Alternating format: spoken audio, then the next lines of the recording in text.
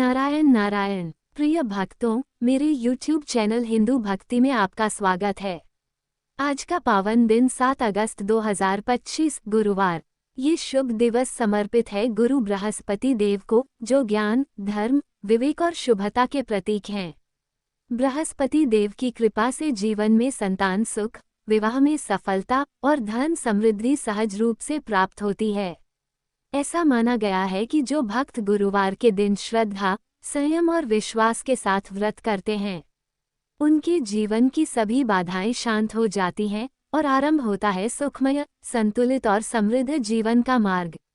इस पावन व्रत में पीले वस्त्र, चना दाल, पीले पुष्प और हल्दी से बना प्रसाद विशेष रूप से अर्पित किया जाता है। तो आइए, आज हम भक्ति भाव से इस दिव्य व्रत कथा का श्रवण करें। बोलिए बृहस्पति देव की जय। प्राचीन समय की बात है। भारतवर्ष में एक राजा राज्य करता था। वह बड़ा प्रतापी और दानी था। वह नित्य गरीबों और ब्राह्मणों की सेवा सहायता करता था।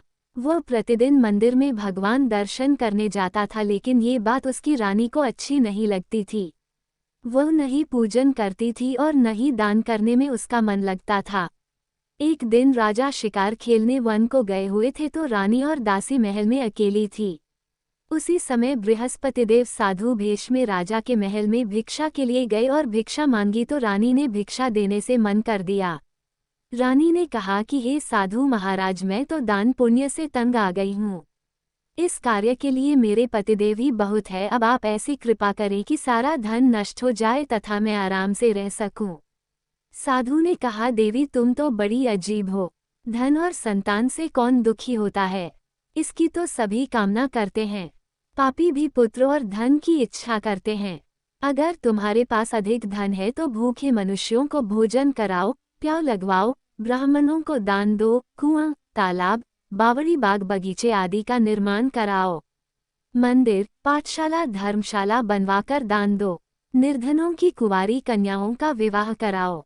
साथ ही यज्ञ आदि कर्म करो। अपने धन को शुभ कार्यों में खर्च करो। ऐसे करने से तुम्हारा नाम परलोक में सार्थक होगा एवं स्वर्ग की प्राप्ति होगी। लेकिन रानी पर उपदेश का कोई प्रभाव न पड़ा। वह बोली, महाराज मुझे ऐसे धन की आवश्यकता नहीं जिसको मैं अन्य लोगों को दान दूं, जिसको रखने और संभालने में ही मेरा सारा समय नष्ट हो जाए। अब आप ऐसी कृपा करें कि सारा धन नष्ट हो जाए तथा मैं आराम से रह सकूं। साधु ने उत्तर दिया, यदि तुम्हारी ऐसी इच्छा है तो जैसा मैं तुम्हें बताता हूँ तुम वैसा ही करना। बृहस्पतिवार को घर को गोबर से लीपना, अपने केशों को पीली मिट्टी से धोना। राजा से कहना वह बृहस्पतिवार को हजामत बनवाए। भोजन में मांस मदिरा खाना और कपड़ा धोबी के यहाँ धुलने डालना। ऐसा करने से 7 बृहस्पतिवार में ही आपका सारा धन नष्ट हो जाएगा। इतना कहकर वह साधु महाराज वहां से अंतर्धान हो गए। इसके बाद रानी ने वही किया जो साधु ने बताया था। 3 बृहस्पतिवार ही बीते थे कि उसका समस्त धन संपत्ति नष्ट हो गया और भोजन के लिए राजा रानी तरसने लगे।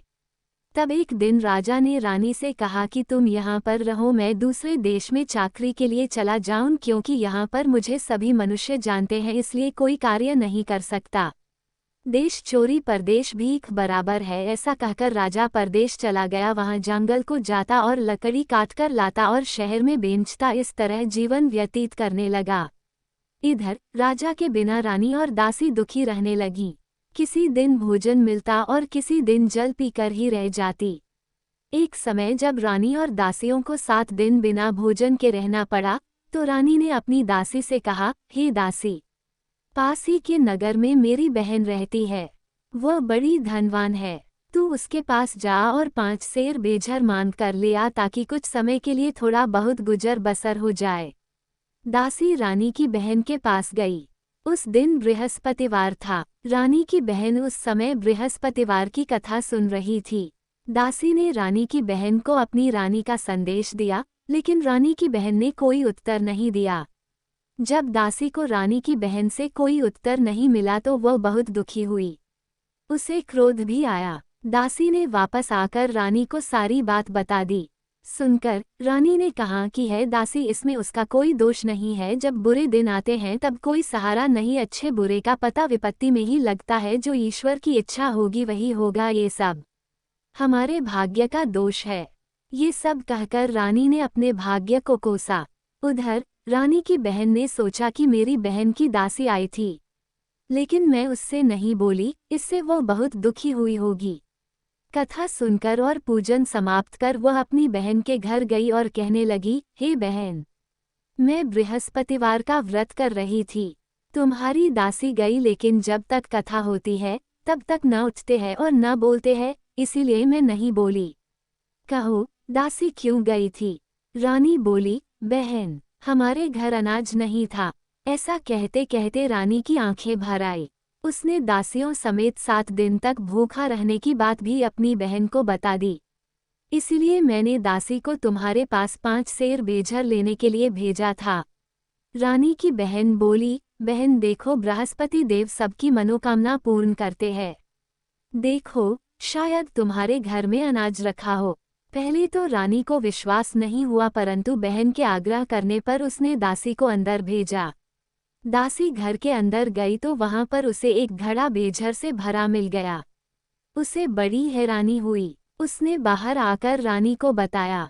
दासी रानी से कहने लगी, हे रानी, जब हमको भोजन नहीं मिलता तो हम व्रत ही तो करते हैं, इसलिए क्यों न इनसे व्रत और कथा की विधि पूछ ली जाए, हम भी व्रत किया करेंगे। दासी के कहने पर रानी ने अपनी बहन से बृहस्पति व्रत के बारे में पूछा। उसकी बहन ने बताया, बृहस्पतिवार के व्रत में चने की दाल, गुड़ और मुनक्का से विष्णु भगवान का केले के वृक्ष की जड़ में पूजन करें तथा दीपक जलाएं और कथा सुनें। उस दिन एक ही समय भोजन करें। भोजन में पीले खाद्य पदार्थ का सेवन जरूर करें। इससे गुरु भगवान प्रसन्न होते हैं, अन्न, पुत्र और धन का वरदान देते हैं, साथ ही सभी मनोकामनाएं पूर्ण करते हैं। व्रत और पूजन की विधि बताकर रानी की बहन अपने घर लौट आई। रानी और दासी दोनों ने निश्चय किया कि बृहस्पति देव भगवान का पूजन जरूर करेंगे। 7 रोज बाद जब बृहस्पतिवार आया तो उन्होंने व्रत रखा। घुड़साल में जाकर चना और गुड़ बीन लाई तथा उसकी दाल से केले की जड़ तथा विष्णु भगवान का पूजन किया। अब पीला भोजन कहाँ से आए? दोनों बड़ी दुखी हुई, परंतु उन्होंने व्रत किया था, इसलिए बृहस्पतिदेव भगवान प्रसन्न थे। एक साधारण व्यक्ति के रूप में वे 2 थालों में पीला भोजन लेकर आए और दासी को देकर बोले, हे दासी, ये भोजन तुम्हारे और तुम्हारी रानी के लिए है, इसे तुम दोनों ग्रहण करना। दासी भोजन पाकर बहुत प्रसन्न हुई। उसने रानी से कहा, चलो रानी जी भोजन कर लो, परंतु रानी को भोजन आने के बारे में कुछ भी नहीं पता था, इसलिए उसने कहा कि जा तू ही भोजन कर, क्योंकि तू व्यर्थ में हमारी हंसी उड़ाती है। तब दासी ने कहा, एक व्यक्ति भोजन दे गया है। तब रानी ने कहा, वह व्यक्ति तेरे लिए ही भोजन दे गया है, तू ही भोजन कर। तब दासी ने कहा, वह व्यक्ति हम दोनों के लिए 2 थालों में सुंदर पीला भोजन दे गया है, इसलिए मैं और आप दोनों ही साथ साथ भोजन करेंगे। ये सुनकर रानी बहुत प्रसन्न हुई और दोनों ने गुरु भगवान को नमस्कार कर भोजन किया। उसके बाद से वे प्रत्येक बृहस्पतिवार को गुरु भगवान का व्रत और पूजन करने लगी। बृहस्पति भगवान की कृपा से उनके पास धन हो गया, लेकिन रानी फिर पहले की तरह आलस्य करने लगी। तब दासी बोली, देखो रानी, तुम पहले भी इस प्रकार आलस्य करती थी, तुम्हें धन के रखने में कष्ट होता था, इस कारण सभी धन नष्ट हो गया। अब गुरु भगवान की कृपा से धन मिला है तो फिर तुम्हें आलस्य होता है। बड़ी मुसीबतों के बाद हमने ये धन पाया है, इसलिए हमें दान पुण्य करना चाहिए। अब तुम भूखे मनुष्यों को भोजन कराओ, प्याव लगवाओ, ब्राह्मणों को दान दो, कुआं, तालाब, बावड़ी और बाग बगीचे आदि का निर्माण कराओ, मंदिर, पाठशाला और धर्मशाला बनवा कर दान दो, निर्धनों की कुंवारी कन्याओं का विवाह कराओ, साथ ही यज्ञ आदि कर्म करो, अपने धन को शुभ कार्यों में खर्च करो, जिससे तुम्हारे कुल का यश बढ़े और स्वर्ग प्राप्त हो और पितर प्रसन्न हो। दासी की बात मानकर रानी शुभ कर्म करने लगी। उसका यश फैलने लगा। एक दिन रानी और दासी आपस में विचार करने लगी कि न जाने राजा किस दशा में होंगे, उनकी कोई खोज खबर भी नहीं है। उन्होंने श्रद्धापूर्वक बृहस्पति भगवान से प्रार्थना की कि राजा जहाँ कहीं भी हो, शीघ्र वापस आ जाएं। उसी रात्रि को बृहस्पति देव ने राजा को स्वप्न में कहा कि हे राजा, उठ, तेरी रानी तुझको याद करती है, अपने देश को लौट जा। राजा प्रातःकाल उठा और जंगल से लकड़ी काटने के लिए जंगल की ओर चल पड़ा। जंगल से गुजरते हुए विचार करने लगा कि रानी की गलती से उसे कितने दुख भोगने पड़े। राजपाट छोड़कर जंगल में आकर रहना पड़ा। जंगल से लकड़ी काटकर शहर में बेचकर गुजारा करना पड़ा और अपनी दशा को याद करके व्याकुल होने लगा। उसी समय राजा के पास बृहस्पति देव साधु के वेश में आकर बोले, हे लकड़हारे, तुम इस सुनसान जंगल में किस चिंता में बैठे हो, मुझे बतलाओ। ये सुन राजा के नेत्रों में जल भर आया। साधु की वंदना कर राजा ने अपनी संपूर्ण कहानी सुना दी। महात्मा दयालु होते हैं। वे राजा से बोले, हे राजा, तुम्हारी पत्नी ने बृहस्पति देव के प्रति अपराध किया था, जिसके कारण तुम्हारी ये दशा हुई। अब तुम चिंता मत करो, भगवान तुम्हें पहले से अधिक धन देंगे। देखो, तुम्हारी पत्नी ने बृहस्पतिवार का व्रत शुरू कर दिया है। अब तुम भी बृहस्पतिवार के व्रत में चने की दाल, गुड़ और मुनक्का से विष्णु भगवान का केले के वृक्ष की जड़ में पूजन करो तथा दीपक जलाकर कथा सुनो। उस दिन एक ही समय भोजन करना, लेकिन भोजन में पीले खाद्य पदार्थ का सेवन जरूर करना। भगवान तुम्हारी सब कामनाओं को पूर्ण करेंगे। साधु की बात सुनकर राजा बोला, हे प्रभु, लकड़ी बेचकर तो इतना पैसा भई नहीं बचता जिससे भोजन के उपरांत कुछ बचा सकूं। मैंने रात्रि में अपनी रानी को व्याकुल देखा है। मेरे पास कोई साधन नहीं जिससे उसका समाचार जान सकूं। फिर मैं कौन सी कहानी कहूं, ये भी मुझको मालूम नहीं है। साधु ने कहा, हे राजा, मन में बृहस्पति भगवान के पूजन व्रत का निश्चय करो।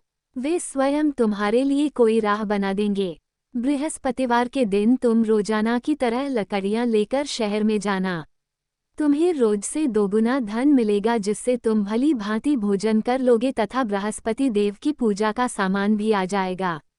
जो तुमने बृहस्पतिवार की कहानी के बारे में पूछा है, वह इस प्रकार है। बृहस्पति देव की कहानी। प्राचीन काल में एक बहुत ही निर्धन ब्राह्मण था। उसके कोई संतान न थी। वह नित्य पूजा पाठ करता। उसकी स्त्री न स्नान करती और न किसी देवता का पूजन करती। इस कारण ब्राह्मण देवता बहुत दुखी रहते थे। भगवान की कृपा से ब्राह्मण के यहाँ एक कन्या उत्पन्न हुई। कन्या बड़ी होने लगी। प्रातः स्नान करके वह भगवान विष्णु का जप करती। बृहस्पतिवार का व्रत भी करने लगी। पूजा पाठ समाप्त कर पाठशाला जाती तो अपनी मुट्ठी में जौ भर के ले जाती और पाठशाला के मार्ग में डालती जाती। लौटते समय वही जौ स्वर्ण के हो जाते तो उनको बीनकर घर ले आती। एक दिन वह बालिका सूप में उन सोने के जौ को फटककर साफ कर रही थी कि तभी उसकी माँ ने देख लिया और कहा कि हे बेटी, सोने के जौ को फटकने के लिए सोने का सूप भी तो होना चाहिए। दूसरे दिन गुरुवार था। कन्या ने व्रत रखा और बृहस्पतिदेव से सोने का सूप देने की प्रार्थना की। बृहस्पतिदेव ने उसकी प्रार्थना स्वीकार कर ली। रोजाना की तरह वह कन्या जौ फैलाती हुई पाठशाला चली गई। पाठशाला से लौटकर जब वह जौ बीन रही थी तो बृहस्पतिदेव की कृपा से उसे सोने का सूप मिला। उसे वह घर ले आए और उससे जौ साफ करने लगी, परंतु उसकी माँ का वही ढंग रहा। एक दिन की बात है। कन्या सोने के सूप में जब जौ साफ कर रही थी, उस समय उस नगर का राजकुमार वहां से निकला। कन्या के रूप और कार्य को देखकर वह उस पर मोहित हो गया। राजमहल आकर वह भोजन तथा जल त्याग कर उदास होकर लेट गया। राजा को जब राजकुमार दघारा अन्न जल त्यागने का समाचार ज्ञात हुआ तो अपने मंत्रियों के साथ वह अपने पुत्र के पास गया और कारण पूछा। राजकुमार ने राजा को उस लड़की के घर का पता भी बता दिया। मंत्री उस लड़की के घर गया। मंत्री ने ब्राह्मण के समक्ष राजा की ओर से निवेदन किया। कुछ ही दिन बाद ब्राह्मण की कन्या का विवाह राजकुमार के साथ संपन्न हो गया। कन्या के घर से जाते ही ब्राह्मण के घर में पहले की भांति गरीबी का निवास हो गया। एक दिन दुखी होकर ब्राह्मण अपनी पुत्री से मिलने गए। बेटी ने पिता की अवस्था को देखा और अपनी मां का हाल पूछा। ब्राह्मण ने सभी हाल कह सुनाया। कन्या ने बहुत सा धन देकर अपने पिता को विदा कर दिया, लेकिन कुछ दिन बाद फिर वही हाल हो गया। ब्राह्मण फिर अपनी कन्या के यहाँ गया और सभी हाल कहा तो पुत्री बोली, हे पिताजी, आप माताजी को यहाँ लिवा लाओ, मैं उन्हें वो विधि बता दूंगी जिससे गरीबी दूर हो जाए।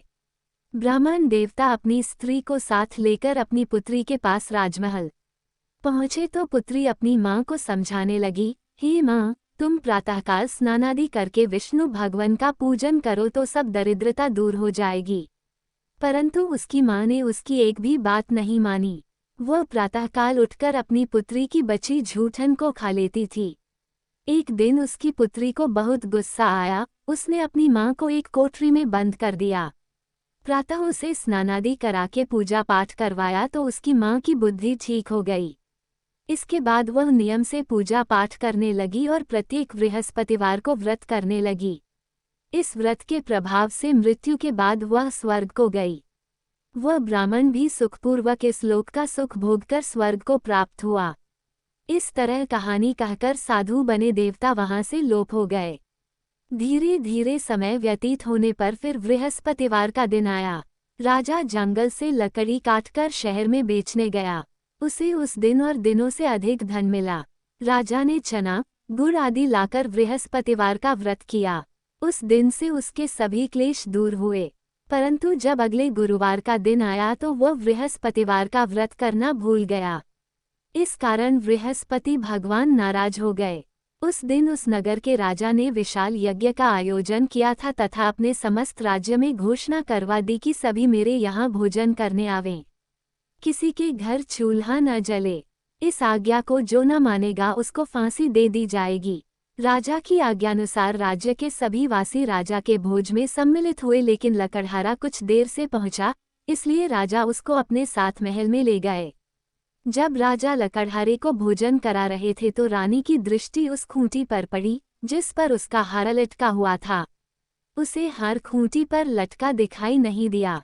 रानी को निश्चय हो गया कि मेरा हार इस लकड़हारे ने चुरा लिया है। उसी समय सैनिक बुलवाकर उसको जेल में डलवा दिया। लकड़हारा जेल में विचार करने लगा कि न जाने कौन से पूर्वजन्म के कर्म से मुझे ये दुख प्राप्त हुआ है, और जंगल में मिले साधु को याद करने लगा। तत्काल बृहस्पतिदेव साधु के रूप में प्रकट हो गए और कहने लगे, अरे मूर्ख, तूने बृहस्पति देवता की कथा नहीं की, उसी कारण तुझे ये दुख प्राप्त हुआ है। अब चिंता मत कर, बृहस्पतिवार के दिन जेलखाने के दरवाजे पर तुझे 4 पैसे पड़े मिलेंगे, उनसे तू बृहस्पतिवार की पूजा करना तो तेरे सभी कष्ट दूर हो जाएंगे। अगले बृहस्पतिवार उसे जेल के दगार पर 4 पैसे मिले। राजा ने पूजा का सामान मंगवाकर कथा कही और प्रसाद बांटा। उसी रात्रि में बृहस्पतिदेव ने उस नगर के राजा को स्वप्न में कहा, हे राजा, तूने जिसे जेल में बंद किया है उसे कल छोड़ देना, वह निर्दोष है। राजा प्रातःकाल उठा और खूंटी पर हार टंगा देखकर लकड़हारे को बुलाकर क्षमा मांगी तथा राजा के योग्य सुंदर वस्त्र आभूषण भेंटकर उसे विदा किया। गुरुदेव की आज्ञानुसार राजा अपने नगर को चल दिया। राजा जब नगर के निकट पहुंचा तो उसे बड़ा ही आश्चर्य हुआ। नगर में पहले से अधिक बाग, तालाब और कुएं तथा बहुत सी धर्मशालाएं, मंदिर आदि बने हुए थे। राजा ने पूछा कि यह किसका बाग और धर्मशाला है। तब नगर के सब लोग कहने लगे कि यह सब रानी और दासी दघारा बनवाए गए हैं। राजा को आश्चर्य हुआ और गुस्सा भी आया कि उसकी अनुपस्थिति में रानी के पास धन कहाँ से आया होगा। जब रानी ने ये खबर सुनी कि राजा आ रहे हैं तो उसने अपनी दासी से कहा, हे दासी, देख, राजा हमको कितनी बुरी हालत में छोड़ गए थे। वो हमारी ऐसी हालत देखकर लौट न जाएं, इसलिए तू दरवाजे पर खड़ी हो जा। रानी की आज्ञानुसार दासी दरवाजे पर खड़ी हो गई और जब राजा आए तो उन्हें अपने साथ महल में लिवा लाई। तब राजा ने क्रोध करके अपनी तलवार निकाली और पूछने लगा, बताओ, ये धन तुम्हें कैसे प्राप्त हुआ है। तब रानी ने सारी कथा कह सुनाई। राजा ने निश्चय किया कि मैं रोजाना दिन में 3 बार कहानी कहा करूंगा और रोज व्रत किया करूंगा। अब हर समय राजा के दुपट्टे में चने की दाल बंधी रहती तथा दिन में 3 बार कथा कहता। एक रोज राजा ने विचार किया कि चलो अपनी बहन के यहाँ हो आऊं। इस तरह का निश्चय कर राजा घोड़े पर सवार हो अपनी बहन के यहाँ चल दिया। मार्ग में उसने देखा कि कुछ आदमी एक मुर्दे को लिए जा रहे हैं। उन्हें रोककर राजा कहने लगा, अरे भाइयों, मेरी बृहस्पतिवार की कथा सुन लो। वे बोले, लो, हमारा तो आदमी मर गया है, इसको अपनी कथा की पड़ी है। परंतु कुछ आदमी बोले, अच्छा कहो, हम तुम्हारी कथा भी सुनेंगे। राजा ने दाल निकाली और कथा कहनी शुरू कर दी। जब कथा आधी हुई तो मुर्दा हिलने लगा और जब कथा समाप्त हुई तो राम राम करके वह मुर्दा खड़ा हो गया। राजा आगे बढ़ा, उसे चलते चलते शाम हो गई। आगे मार्ग में उसे एक किसान खेत में हल चलाता मिला। राजा ने उससे कथा सुनने का आग्रह किया, लेकिन वह नहीं माना। राजा आगे चल पड़ा। राजा के हटते ही बैल पछाड़ खाकर गिर गए तथा किसान के पेट में बहुत जोर से दर्द होने लगा। उसी समय किसान की माँ रोटी लेकर आई। उसने जब देखा तो अपने पुत्र से सब हाल पूछा। बेटे ने सभी हाल बता दिया। बुढ़िया दौड़ दौड़ी उस घुड़सवार के पास पहुंची और उससे बोली, मैं तेरी कथा सुनूंगी, तू अपनी कथा मेरे खेत पर ही चलकर कहना। राजा ने लौटकर बुढ़िया के खेत पर जाकर कथा कही, जिसके सुनते ही बैल खड़े हो गए तथा किसान के पेट का दर्द भी बंद हो गया। राजा अपनी बहन के घर पहुंच गया। बहन ने भाई की खूब मेहमानी की। दूसरे रोज प्रातःकाल राजा जागा तो वह देखने लगा कि सब लोग भोजन कर रहे हैं। राजा ने अपनी बहन से जब पूछा, ऐसा कोई मनुष्य है जिसने भोजन नहीं किया हो, जो मेरी बृहस्पतिवार की कथा सुन ले। बहन बोली, हे भैया, ये देश ऐसा ही है, यहाँ लोग पहले भोजन करते हैं, बाद में कोई अन्य काम करते हैं। फिर वह एक कुम्हार के घर गई, जिसका लड़का बीमार था। उसे मालूम हुआ कि उसके यहाँ 3 दिन से किसी ने भोजन नहीं किया है। रानी ने अपने भाई की कथा सुनने के लिए कुम्हार से कहा। वह तैयार हो गया। राजा ने जाकर बृहस्पतिवार की कथा कही, जिसको सुनकर उसका लड़का ठीक हो गया। अब तो राजा को प्रशंसा होने लगी। एक दिन राजा ने अपनी बहन से कहा, हे बहन, मैं अब अपने घर जाऊंगा, तुम भी तैयार हो जाओ। राजा की बहन ने अपनी सास से अपने भाई के साथ जाने की आज्ञा मांगी। सास बोली, हाँ चली जा, मगर अपने लड़कों को मत ले जाना, क्योंकि तेरे भाई के कोई संतान नहीं होती है। बहन ने अपने भाई से कहा, हे भैया, मैं तो चलूंगी मगर कोई बालक नहीं जाएगा। अपनी बहन को भी छोड़कर दुखी मन से राजा अपने नगर को लौट आया। राजा ने अपनी रानी से सारी कथा बताई और बिना भोजन किए वह शैया पर लेट गया। रानी बोली, हे प्रभु, बृहस्पतिदेव ने हमें सब कुछ दिया है, वे हमें संतान अवश्य देंगे। उसी रात बृहस्पतिदेव ने राजा को स्वप्न में कहा, हे राजा, उठ, सभी सोच त्याग दे, तेरी रानी गर्भवती है। राजा को ये जानकर बड़ी खुशी हुई। 9वें महीने रानी के गर्भ से एक सुंदर पुत्र पैदा हुआ। तब राजा बोला, हे रानी, स्त्री बिना भोजन के रह सकती है, परंतु बिना कहे नहीं रह सकती।